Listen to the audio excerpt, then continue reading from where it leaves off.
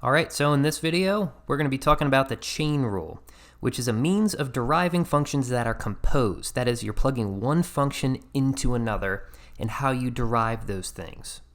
So the method that's usually taught for this sort of thing usually involves like this u and some sort of substitution after you identify an inside and an outside function, and it usually requires a lot of work. That's usually because professors or teachers want to see your exact thought process, because this rule is actually a lot more simple than doing a lot of work, and I'm going to illustrate exactly how quick this rule is. And by the way, it's also one of the most powerful derivative rules, and by far one of the most useful. Once you get the chain rule down, the entire world of derivatives opens up to you, and you'll be surprised what you can do with this thing. So again, the idea is that you're composing two functions. You have an outside function. Looking at the general rule here, the outside function is your f. Your inside function is your g. So what this is saying is to derive f of g of x, you're going to derive the outside function, leave the inside function alone, and multiply by the derivative of that inside function. Okay, so that is the general strategy for this. So let me write that out. Derive the outside function.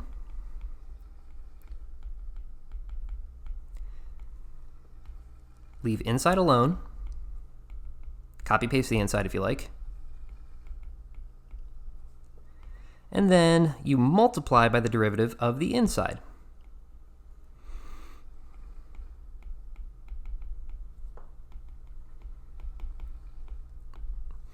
That's how you do every single one of these problems. If you just follow that recipe, you'll get this right every single time, and it'll be really, really easy. This rule is not meant to be difficult at all, so we're going to try to make it as easy as possible, especially with regard to this first example. So how do we use this strategy? Derive the outside, leave the inside alone, derive the inside. Okay, so let's take a look at this example. So let's see here. Identify the outside function first. That's going to be your key step here. The outside function is going to be your sine of x. The inside function, which is getting plugged into your sine, is this x squared plus 1. So x squared plus 1 is getting plugged into sine, and we're trying to derive this thing using the chain rule. So how does this work out? This is going to be equal to cosine of blank, where the blank is the inside. Okay, so we derive the outside. The derivative of sine, of course you know, is cosine. You copy paste the inside. Do nothing to it. It just comes along for the ride. And then you multiply by the derivative of the inside. So you have 2x, which is the derivative of x squared plus 1. Okay, it's the derivative of this guy. You're done. That's it. That's all you need to do for this. Derive the outside, leave the inside alone, and then you multiply by the derivative of the inside. If you say this to yourself like 100 times, you'll never forget the chain rule, and doing these problems will be super duper easy. Okay? It's never more complicated than this. The only time it actually does get a little bit more complicated is the algebra. Okay? Like when a professor or a teacher asks you to simplify at the end of a problem, or you have to simplify things at the beginning of the problem so that you can use the chain rule, that's when it gets a little more complicated. It's not the calculus that's hard, it's the algebra that's required. And 90% of calculus is algebra. So let's take a look at another example to illustrate this again, exactly how easy this is. So you have d dx of, let's go with x squared plus 2x plus 1 to the 300th power. Let's go with that. So the one way you could derive this that I highly would advise against would be to FOIL this 300 times. Nobody in their right mind wants to do this, and if you had this problem on an exam and you try to do it that way, oh my goodness, you'll be at it the entire 2 hours, probably longer. And computers won't even want to do this for you. Okay, so how do we use our strategy for the chain rule? We need to identify the outside function. The outside function is going to be this thing to the 300th power here. So instead of saying x to the 300th, I prefer to just leave it as blanks. So you have blank to the 300th power. That's your outside function. Your inside function is going to be this x squared plus 2x plus 1. The inside functions is what's getting plugged into the outside function. Okay? So once you made this identification, you can just use the chain rule immediately.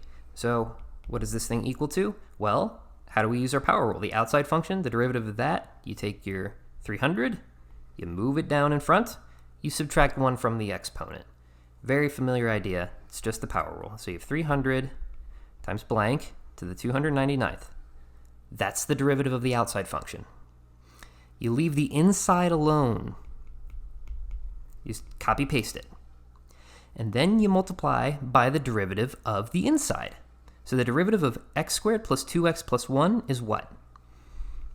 Answer that to yourself in your head or out loud. Embarrass yourself. Go for it. So the derivative of the inside is 2x plus 2. And then you're done. If you wanted to try to expand this or FOIL this or whatever to simplify, be my guest. But at this point, the problem is done because you've done exactly what it asks you to do, which was derive the function. So these problems are almost always one-liners. They're not meant to be complicated, and some teaching methods require that they be complicated. Do not overcomplicate them. And if a teacher or professor says you need to do it their way, try to explain, like once you understand this way, try to explain it to them and say, hey, I can get consistent results doing it this way. May I please do it this way? There's no harm in asking, okay? Because this way is easy, it makes sense. The problem is almost trivial every single time. So the hard thing, of course, is always identifying the outside function and the inside function. And that becomes tricky in certain cases.